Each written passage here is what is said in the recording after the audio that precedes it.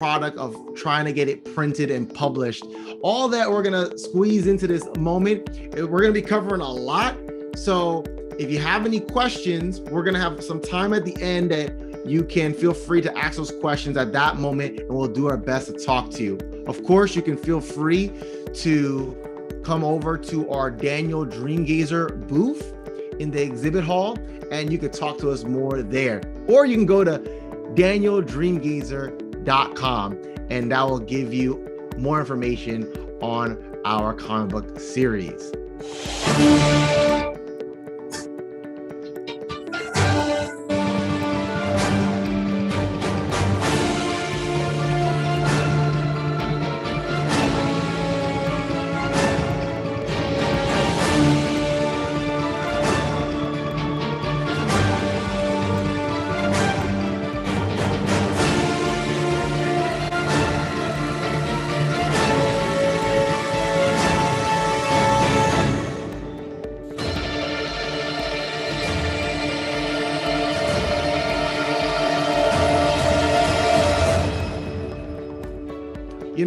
We were overseas visiting family, and I was thinking to myself as my church and was in the process of studying the Bible and things like that. We were supposed to be studying the book of Daniel. I was like, man, I would love to do a Daniel seminar. But to do a Daniel seminar, you need to have illustrations. And I was like, man, there's a lot of illustrations out there, but a lot of them aren't very accurate. And some of them are definitely not epic. I was like, well, how cool would it be to have a Daniel seminar with epic illustrations, accurate as well, that would appeal to a younger generation, teenagers and young adults? How awesome would that be? And so we brainstormed this idea called Daniel Dreamgazer. And we also brainstormed and went through a process to try to come up with concept art. Andrew, talk to us a little bit about that. Yeah, so basically that's where I came in, because I'm an artist and I have had experience with creating comic books and all that. So yeah, he came to me with the idea. I thought it was an awesome idea. So, I had to lend my creative sense, basically. So let's talk about concept art. Well, the first thing is, again, as my brother has said, is research. My dad actually is also an artist, and one of the things he taught me is that you cannot draw what you do not know. That's a very important mindset to keep in mind. So yeah, maybe you like drawing from your mind. I also like drawing from my mind, but if you've never seen it, you're not gonna be able to draw it. So what I would do when I was first starting out, I would go online, DeviantArt, a website just for artists, or maybe go to Instagram, Pinterest, and I'll just keep scrolling, looking for all different art styles, different costumes, different kinds of concept art, getting ideas of what I think looks good. But now that we're talking about how to create Bible comic books, we got to be a lot more intentional and specific in what we're doing. So let's take a look over here on my laptop on kind of the research process that we used when it came to creating Daniel Dreamgazer. So as you can see here, we had to think about, what did the Babylonian soldiers actually look like back then? So, we would go online, look at different illustrations and so on.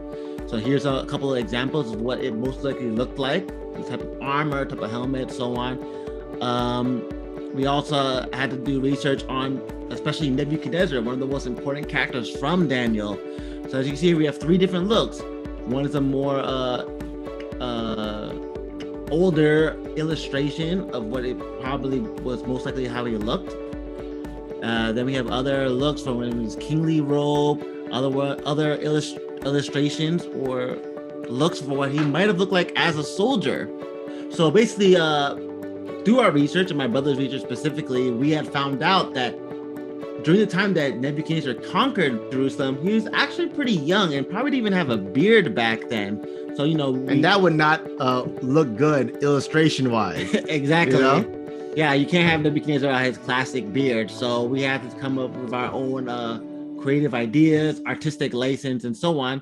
So we thought about, well, what if we create some kind of mask armor to cover his face that can resemble a beard, right? So yeah, we want to create some of this original look for what his armor most likely was, but we want to have, because again, it's a comic book still.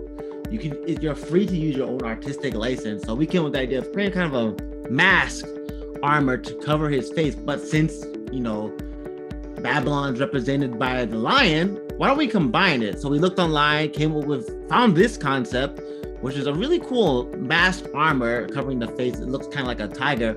And when we basically combined that, put all those things together and came up with this concept right here, which we thought was pretty awesome. So it had that look, that classic Nebuchadnezzar beard look, but also the Lion of Babylon sort of look as well. That's kind of like the process that we would go through for the different characters we had. Like, again, costumes, armor. What did the buildings look like back then? What did the palace look like, And so one of the important things when doing a comic book is coming up with good ideas. Now, when you're doing a Christian comic book, you need to come up with not just a creative idea, you need to come up with an idea that's going to glorify God and something that's going to get across a message.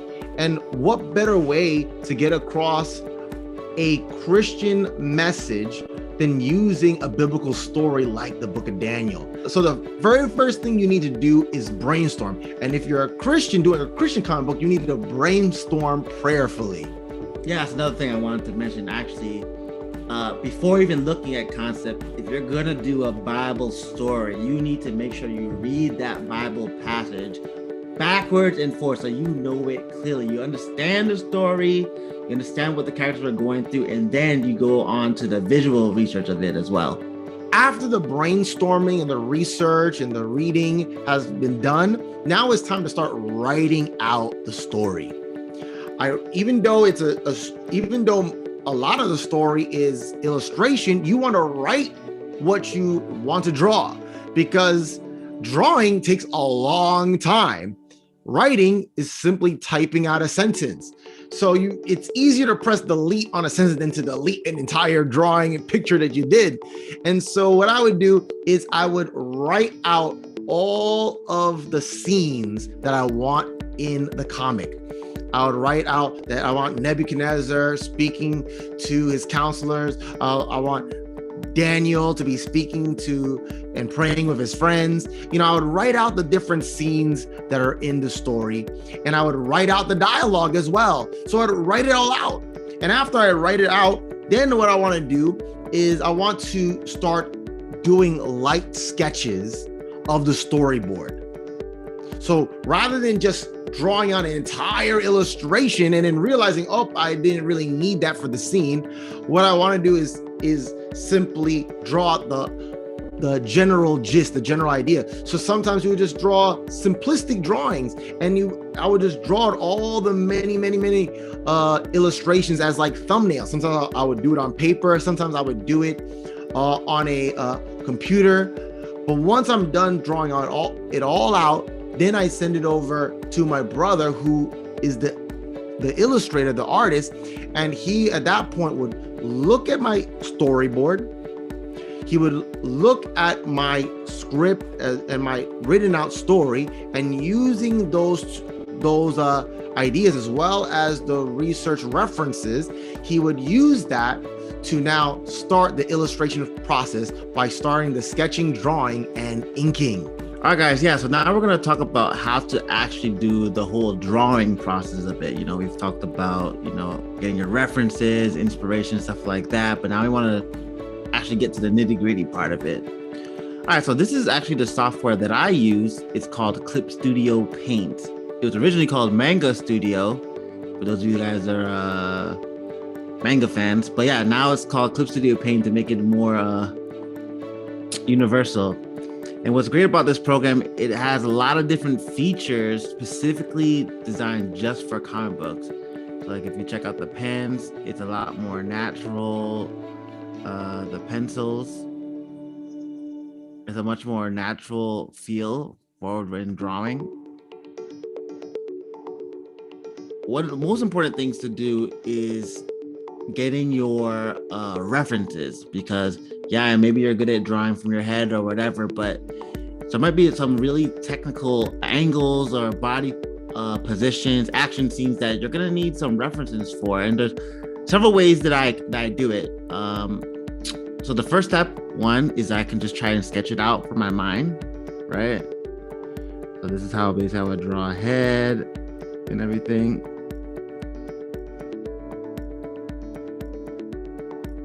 Yeah, and I can kind of sketch out something like that, right? And then that's an overall sketch, and then I can decide if I want to flesh out more details, whatever. Or I can go online, look at different references. But what's great about some of the tricks I've picked up along the way is I have many different softwares and techniques that I can use. One is called Dad Studio, which is free. It gives you 3D figures that you can use. You can pose and do everything with. But with this program, specifically what we want to talk about today, it already comes with its own 3D figures. And I'll show you right now. All right, so like this, for example. Yeah, so here we got a 3D figure, which is pretty basic, but detailed enough to make it an easy reference for you as an artist to kind of come up with the overall pose that you want while still keeping in mind the anatomy. So yeah, as you can see, you can rotate it and everything. If I click it, I can move it around different parts, right? And I can pose it any way I want, basically. But what's also cool is that if I click here, I can even adjust this 3D figure to have different looks. So yeah, I can make it more muscular, right? I can make it more fat.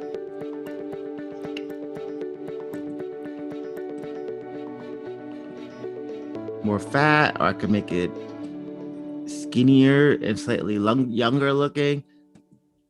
So a lot of different varieties that basically you can do, which I thought was pretty awesome. And yeah, like I said, you can pose it, do whatever. But what's also great is that it has preset poses as well. So basically, when it comes to comic books, I'm pretty much all about speed.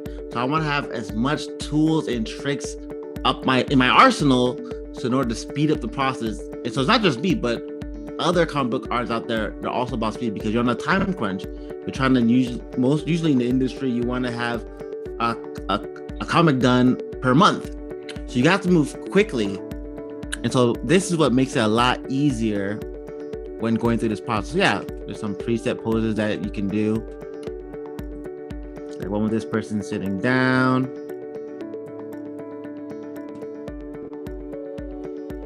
There's other free, easy poses that are basically all available right here.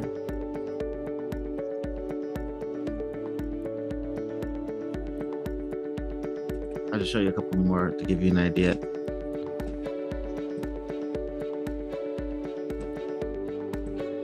Yeah, so like this would be a perfect one for the Garden of Eden. Eve reaching up for the apple, right? What else we got?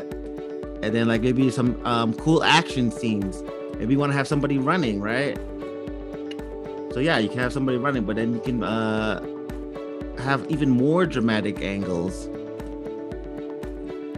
So this guy's trying to like get uppercut, but then you can zoom in.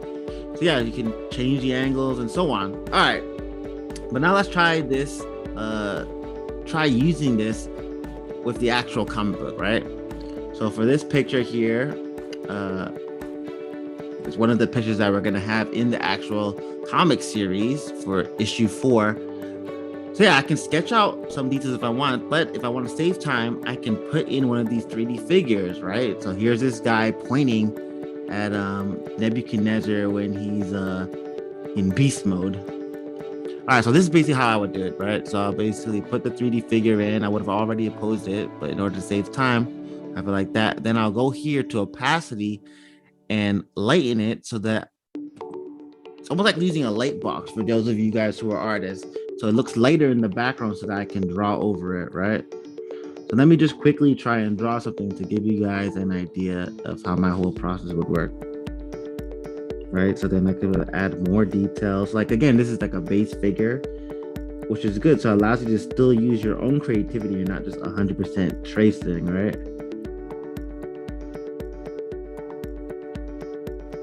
And then, so yeah, this guy basically is there. And he's basically shocked or surprised to see the king acting like an animal. Right? And that's basically how the process would go. I could give him like a hat or whatever, right?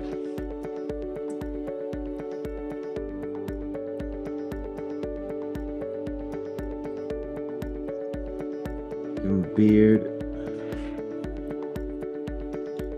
And then, yeah, you can just add all the extra details basically that you want. So I gotta give him like this biblical robe sleeve sort of thing, right?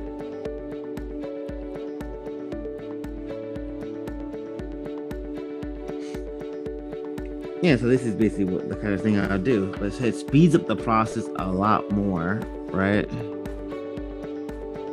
These blue lines I think are awesome because it kind of gives you an idea of the forms that you add on top of this original figure, the angles that they're supposed to be. So you saw I drew this belt, but it's falling along the lines of this form that is guided by these blue lines. And then, like, again, if I wanted to add his skirt thing or whatever, right? I'm following along the overall form, right? So I drew this curve here, but it goes somewhat along the guidelines that we have there with those blue lines.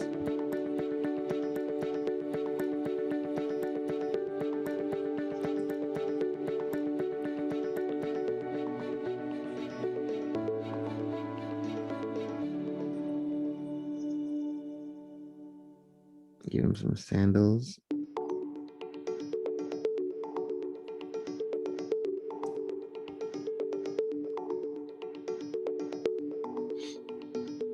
Right. And so on. All right, so that gives you kind of a general idea. And let's say we take a 3D figure away. Boom, right? Obviously didn't finish it, but yeah, you get an idea of how it can look really natural, a good looking drawing, basically. And it's basically like the overall process, like I said, of how I would work. Another great thing I do, so yeah, I can do a sketch straight from scratch, or I might use a 3D figure from Dash 3D, or like I said, from this same software, Clip Studio Paint, or I might use this little guy right here, right? And I think this guy is great because it's kind of like the old mannequins that we used to use back in art school, except those ones weren't that great because they had no form, right? But they could be posed. But here, this one actually, yeah, it can pose and everything like that, create quick action poses, but it still has enough details where you can see the anatomy and use it as a great reference. So yeah, I basically would just set it like that, create a cool pose, and then use that as a reference. And those are basically the different ways that I would come up with my sketch and then do the inking afterward. Okay, so now you saw basically how I do my whole drawing and inking phase. Now we're gonna go on to the next phase when it comes to creating comic books, where we do what's called flatting and coloring. So in order to do that, I actually don't do that step in Clip Studio Paint. I actually bring the finished piece, as you see here, and I bring it into Photoshop. And what I like to normally tell people is that Photoshop is a great software. You can pretty much do anything on this software. But for this, I'm using specifically Photoshop for the coloring process. So this is how it would work, right? So you put the line work here. Normally, if let's say you had scanned your original work or whatever, or you had saved it as just a flat JPEG, right? So what you have to do is you have to click here, and this basically will show different kind of styles that this layer can take. And the one I use is multiply, so that basically anything I draw on a layer underneath can be shown still. So it'll basically ignore the white of this original layer, but the black lines will still be seen. All right, so this is what I would do. I'll click this lasso tool here. This allows me to select any area that I want. And I basically will do what is called flatting. Flatting is where you will create a base or basic color for each of the main elements in a drawing. So like for the body, you just pick one color. You don't worry about shading or lighting right now. You just pick one base color, right? And in order to do that, I have to first select the area that I want colored. So like right now I'm selecting the face. Now I'm selecting the ear, right? Let's get some of the lips here. And yeah, sometimes it might not be perfect when you're tracing it, but then there's different tricks here. So right here, I can use to add more to my selection. And if I want to take away from my selection, I click there, right? So I'm gonna take a little bit away, right? I don't want the teeth to be the same color as the skin, right? So I'll select that, right? And then I'll click Shift F5 and then click select foreground and click OK, right? So now that automatically fills in all that selected area with that specific color. So then I'll click a different layer so that way I don't mess that one up, right? Make sure it's not above it, but underneath it. And then I will again do the same thing, but with a different color. And so next time I'm selecting the hair, right? And I'm just gonna move quickly because for the sake of time, but yeah, on your own time, you would make it a little bit more perfect, your selection. But yeah, so I'm gonna select this, right? And because the layers underneath, wherever I select when I put in the color, as you see here, it doesn't mess up the original color I had earlier for the face, right? And so we got some of the teeth there. Let's create another layer.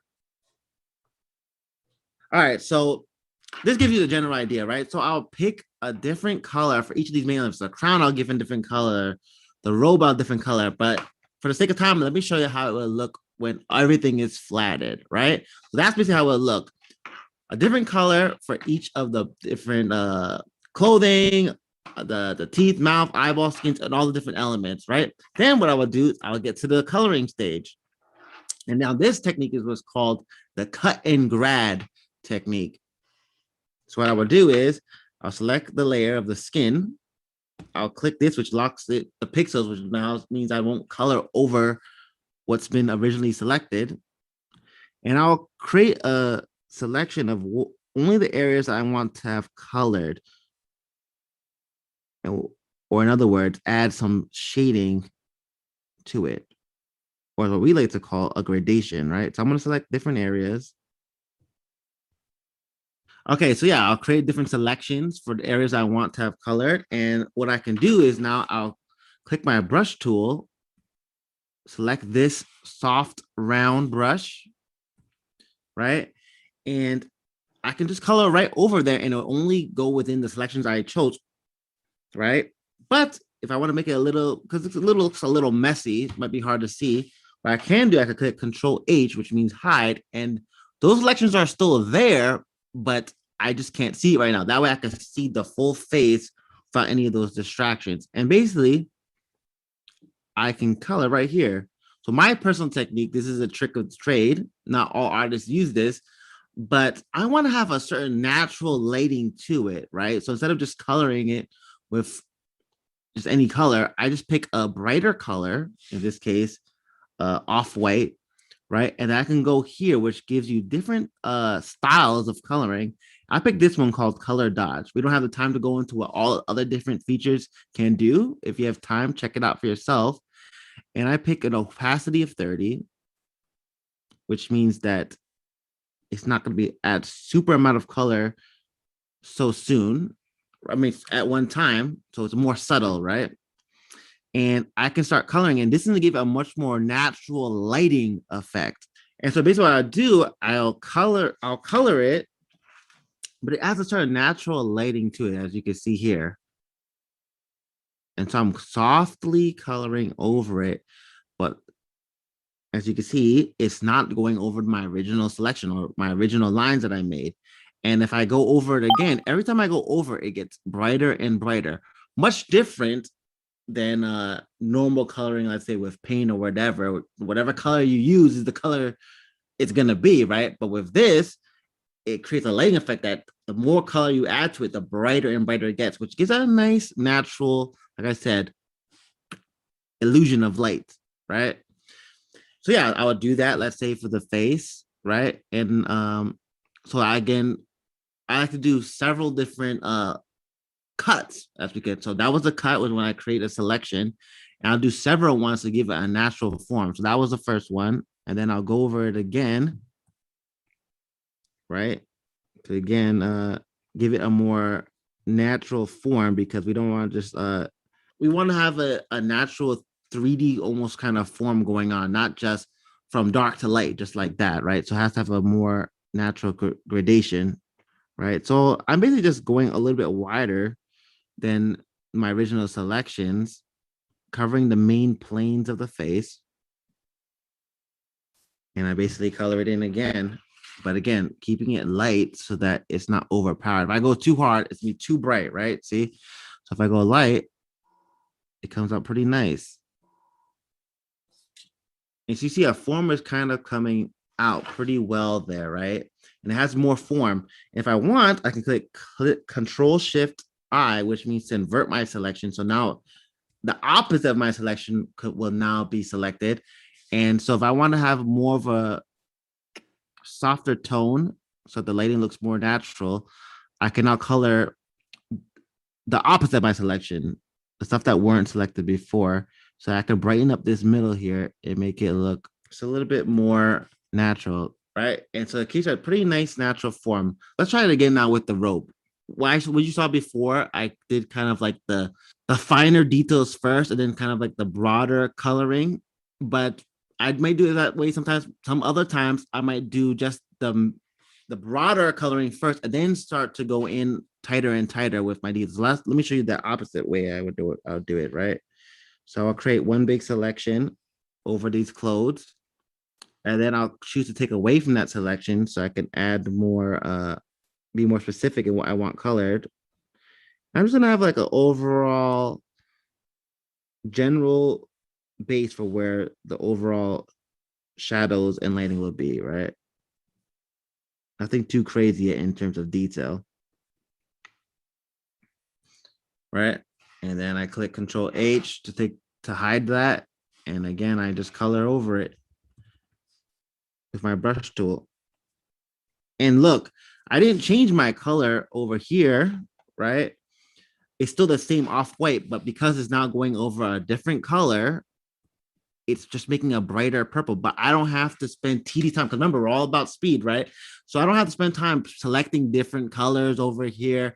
That's time consuming. But by just picking this one color and using the color dodge technique, I can quickly create different lighter colors without having to waste too much time thinking about it, right? So yeah, I color all that in, right? And now I create a new selection where I include the finer or smaller details.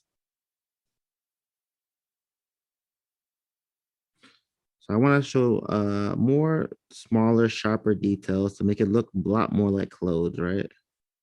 And then again, I color that in, as you can see. And nice, that looks pretty good. So that's the overall basically technique that I use. I don't have time to color it all right now, but just to give you guys an idea of how it would look all completely colored, boom, just like that, right? So as you can see here, all the different elements are colored, and I do a lot of different techniques to really make it pop, right? I like to add a little reflected light over here. For those of you who went to art school, you know what that means. Basically, well, how it works is you got to think about your light source. So the main light from the sun is coming from this direction, but wherever there's light, there's usually reflected light coming from the opposite end, which yeah, you have your shadows on the opposite end, but there's a little bit of reflected light on the opposite side, which is that basically works with light bouncing off different surfaces and so on. But it creates a nice pop to your drawings. That's a little secret trick that I use to give it that extra dynamic sort of look. But yeah, that's basically my process on how I go from sketching and using different references, inking, flatting, and then coloring. So once the artist finishes the artwork, somebody like an editor or somebody like myself would take those images and drop it into a program like InDesign. We use Adobe InDesign. So as you can see here, we put some images down. We create like word text, like the Bible verse there, or you can create like dialogue boxes and stuff like that. Or for most comic book people, they like word bubbles. Here, we are not just creating a regular comic book, we're creating Christian comic books. And particularly with this one on the story of Daniel. We try to go through each and every verse of the chapter, as well as use our imagination to fill in the gaps between the verses, to flesh out the story and putting it all together, making a nice flowing concept.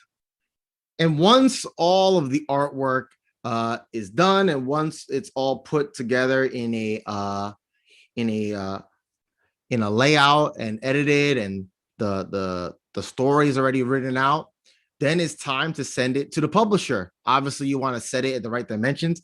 Definitely have the right dimensions before setting everything into motion. But then you send it off to the printer. Remember to use CMYK. There's a difference between RGB and CMYK. RGB is the coloring that's good for a digital comic or for videos, if you're doing images with videos. But if you're trying to go to print, you want to convert your colors to CMYK or already be in CMYK mode to begin with. There are many different printing companies that you can go to. You can find them in your local community, or you can search for them online, or you can even print them overseas, which many times is a better financial option. And of course, you can always try to get it published, whether it's through Amazon publishing, Kindle publishing, or through other publishing companies. Us personally, we wanted to go with the self-publishing route. The reason being is because many times if you try to go through a publisher, they are going to be taking a good portion of the profits that are being made.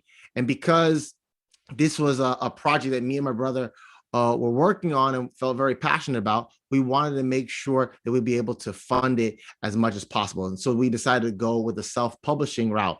So that means as a self-publisher, you got to find a printer yourself. You have to make sure all the specs are correct and do the whole process yourself. And then also you have to market yourself as well by promoting it to different social media accounts, finding different venues to get the word out there, going to local events. As a self-publisher, you have to really get the word out there. And then after you get it to the printer, you want to make sure you print a proof, which means that you get one physical book, so you can make sure all the colors and the cropping is right. You want to make sure you set, when you're doing the layout, that you have enough bleed, meaning that the image goes beyond the border. So therefore you get that nice crop look. And when you're done, you order all the books all in one shot, and you end up getting an awesome comic book. We got the first comic book in our series, we got the second comic book in our series, and we got the third one right here, guys. So we got a collection going on, and right now we are actually in the process of raising funds for our fourth book, The Man Who Became a Beast. So let me show you one of the trailers for one of our comic books right now, after which we'll have some questions and answers.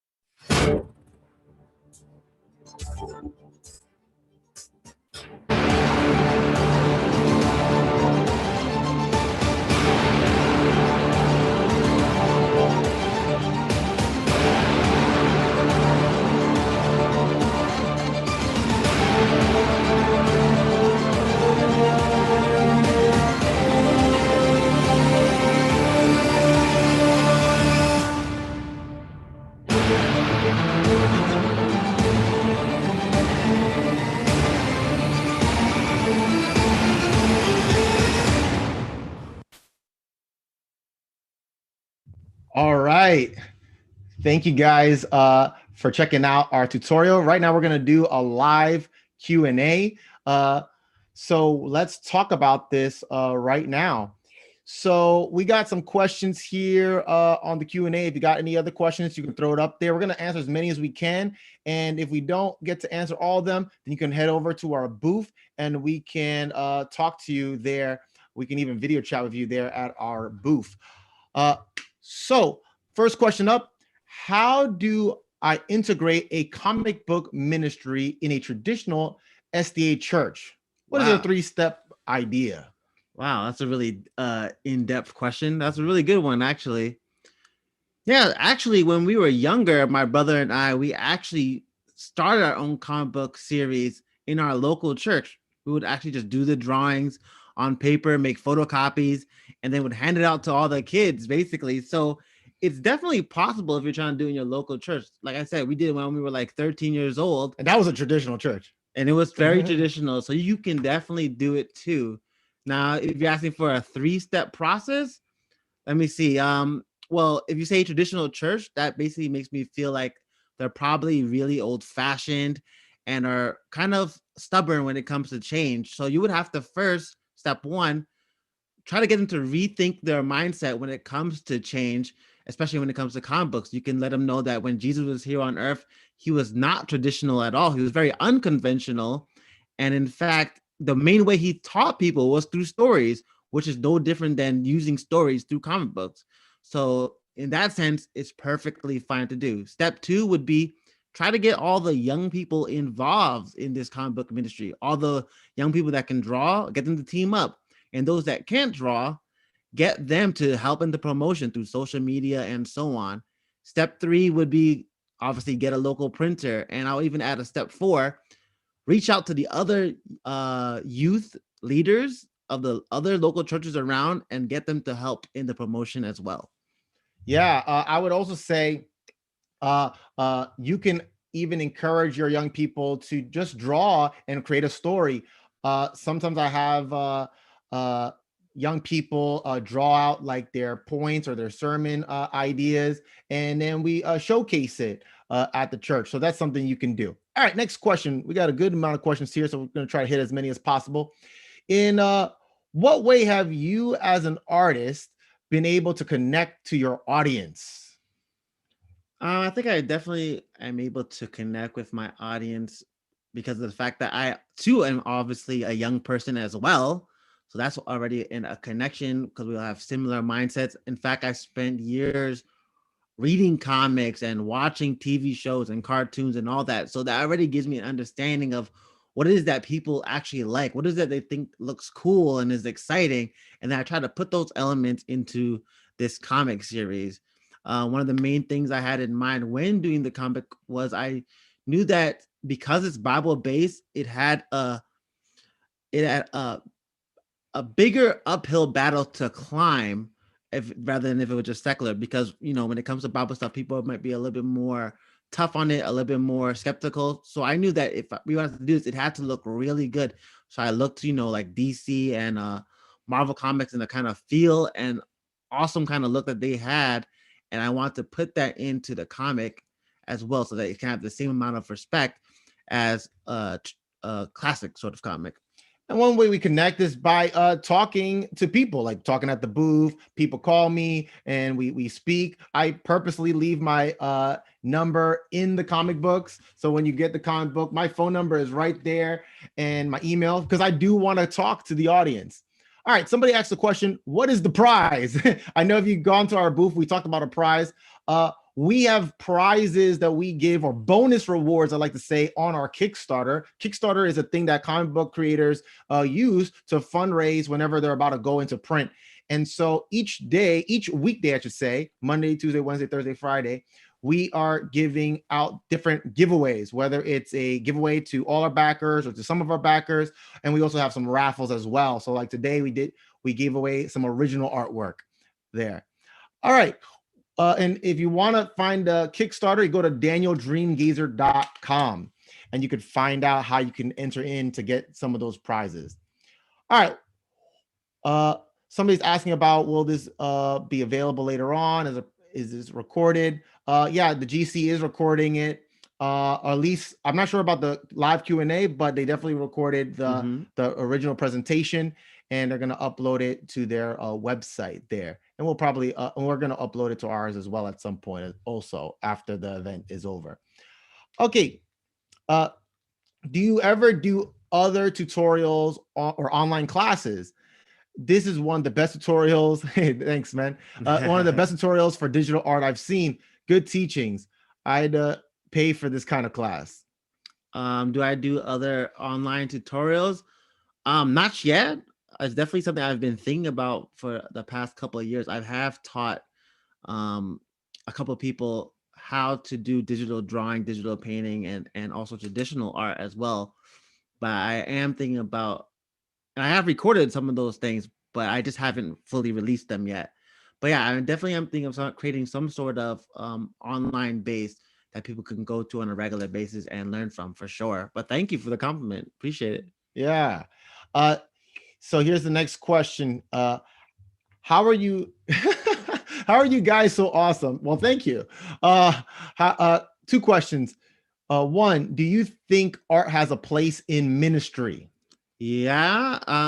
Yeah, like I said earlier, nothing wrong with doing comic books. It's just like Jesus shared parables. It's the same sort of feel.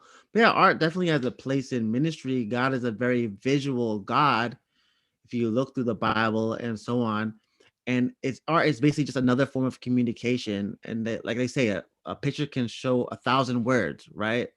So what, and there's so many different ways to reach people. Maybe a sermon might be the best way for someone else, but maybe for somebody else, maybe it's a song, and for somebody else, maybe it's a form of art form. There's many different ways basically to reach someone, and we don't want to just cut one off just because it's different. No. I'll give you an example. Sometimes we hire people to do some of the steps. Like sometimes we hire people to do the flatting, which is that color base, that bottom color base. And like one of the guys that we hired, he messaged me and said, "Is this a Bible story?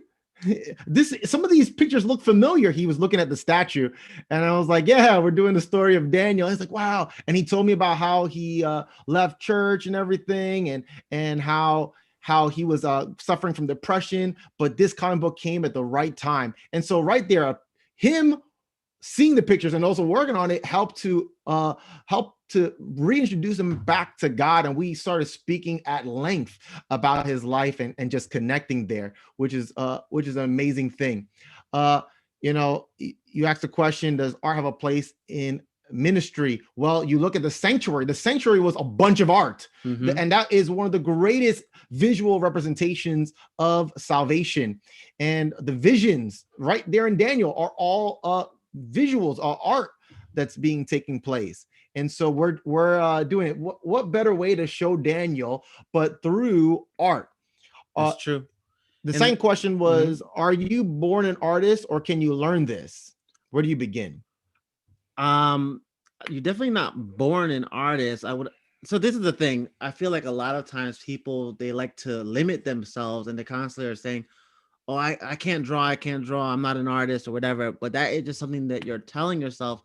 And I don't really believe in putting that kind of limit on yourself. I believe that any skill is something that can be learned and can be taught. Yes, there's some people that might have a more natural incline when it comes to art, or might be a little bit more naturally skilled, but some of the best artists didn't start out as a natural artist, or in any other skill, right? Look at Michael Jordan. We think of him as the greatest basketball player of all time, but if you look at his story, he was actually never actually didn't make it through the basketball tryouts. In fact, it took him 3 tries before he was finally let into the team, and now we know him as the greatest basketball player of all time. So what I'm saying is, natural skill has its place, but don't be limited whether or not you have that skill or not. It's something that can definitely be learned.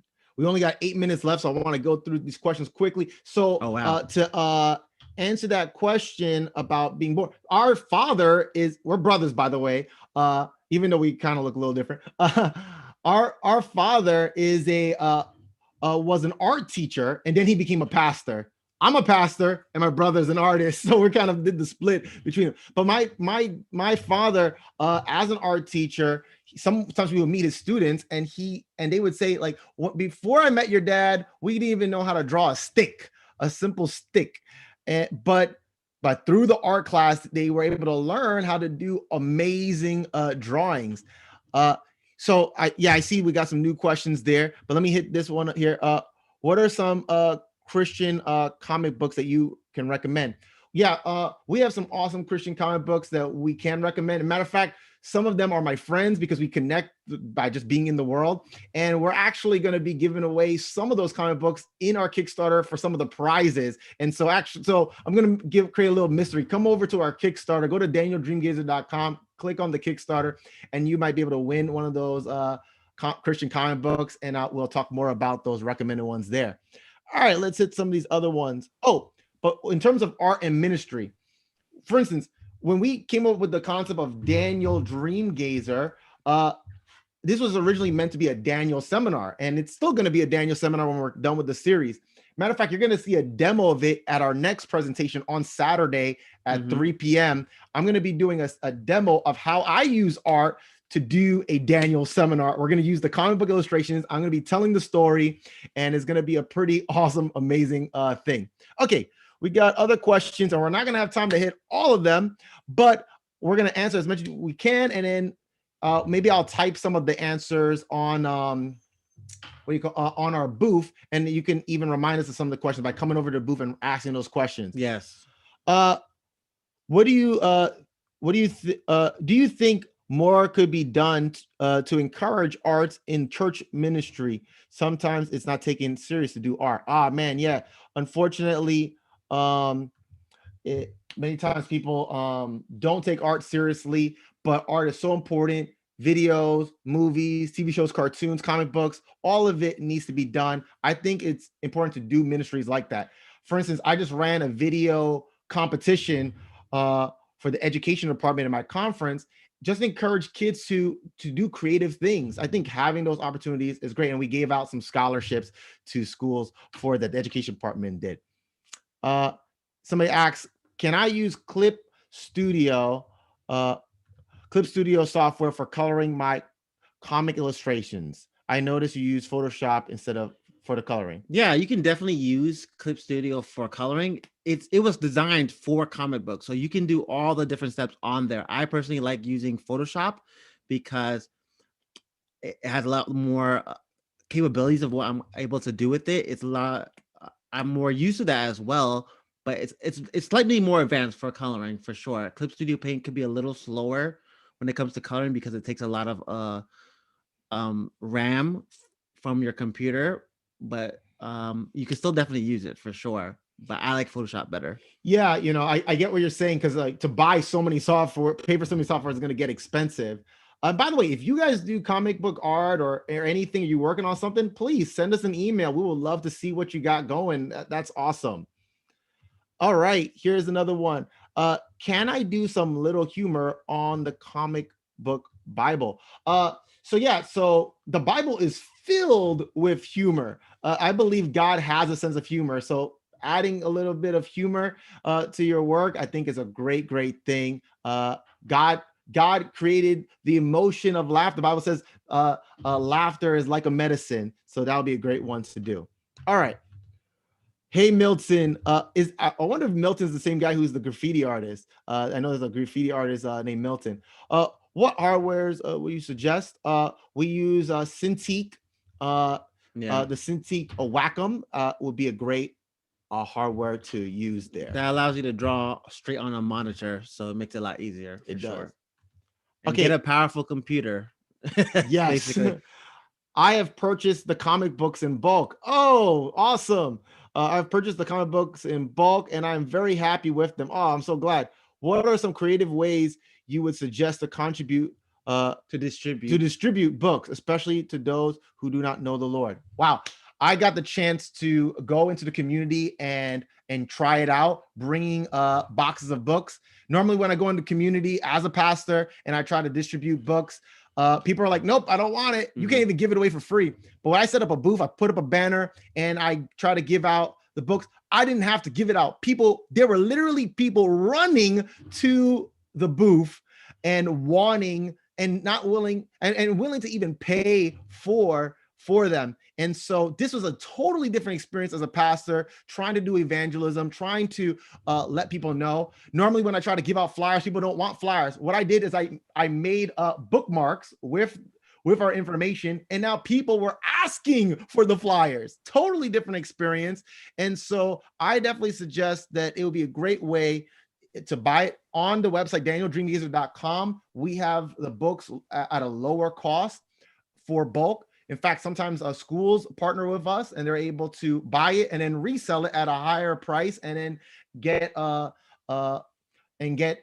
profit from it. We had one school recently who raised $1,000 for their school as pure profit by just ordering in bulk. And so again, if you want to use this as literature to just give out in the community, I think that's a really great way too. I think that's an awesome way to evangelize other people. Thank you. Great question there. Thank you so much. All right. 2 more minutes. Woo, we're in the crunch time. When did you know God had called you to share the gospel through comic books? How can I know my calling? Yeah. So before I wanted to be a pastor, I wanted to be an animator, actually. And eventually I made a decision to become a pastor. Man, there's no time to tell my story, but how God called you? Well, with comic books in particular, I've been brainstorming different comic books over the years, and Daniel was one of them.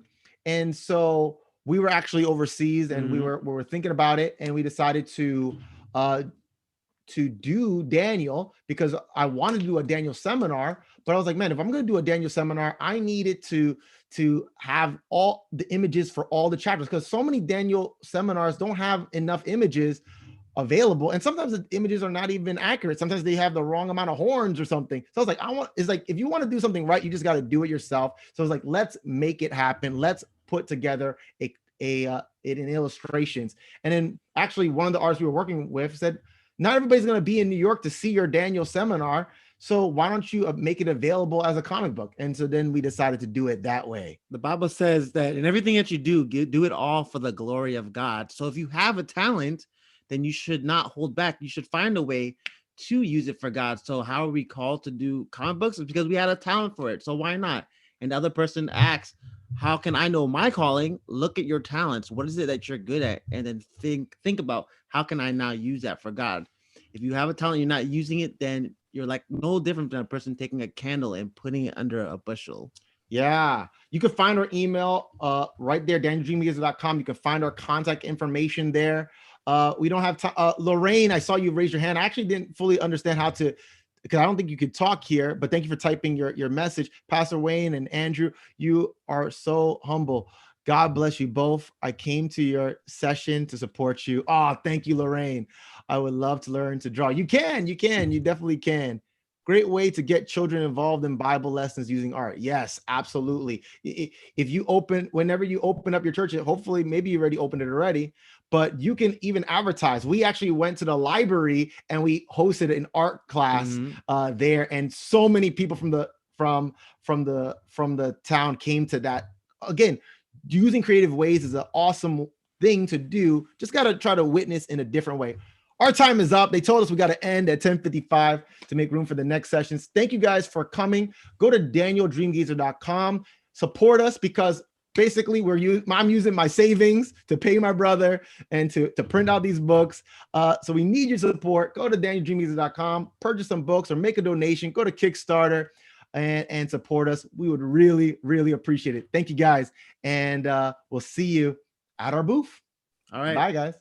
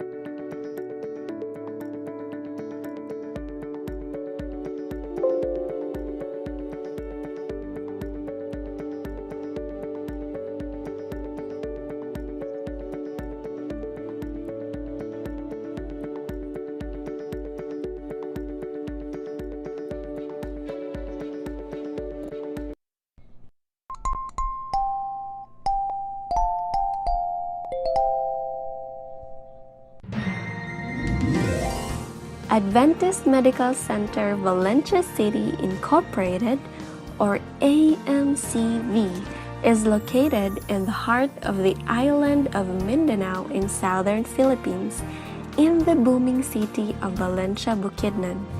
Amidst the backdrop of rolling hills, lush forests, fertile agricultural lands, and the mighty Pulangi River. In this city that is home to close to 200,000 people and to the surrounding municipalities in and around Bukidnon, AMCV extends the healing ministry of Christ through holistic, excellent care and living a healthy lifestyle. Accredited by both the Department of Health and the Philippine Health Insurance Corporations, AMCV is a Level 2 hospital with an authorized bed capacity of 100 beds, providing 24-hour emergency care and ambulance services, medical services in anesthesiology, cardiology, ear, nose, throat, ophthalmology, endocrinology, family medicine, general surgery, internal medicine, nephrology, urology, obstetrics and gynecology, orthopedics, pediatrics, and urology, dental services, intensive care, and advanced wound and ostomy management through our team of dedicated, competent, and caring medical doctors and nurses. Our pharmacists, medical technologists, and radiologic technologists work hand in hand with our doctors and nurses to provide 24-hour pharmacy services, laboratory and pathology services in bacteriology, blood chemistry, clinical microscopy, hematology, histopathology, immunology, serology, and drug testing, X-ray, ultrasound, CT scan diagnostic imaging, and our latest non-invasive cardiac monitoring services, which include 2D echo diagnostic imaging, Holter monitor, ambulatory blood pressure monitor, and stress tests. Supporting these medical services are our hospital chaplains, who give emotional and spiritual support to our patients.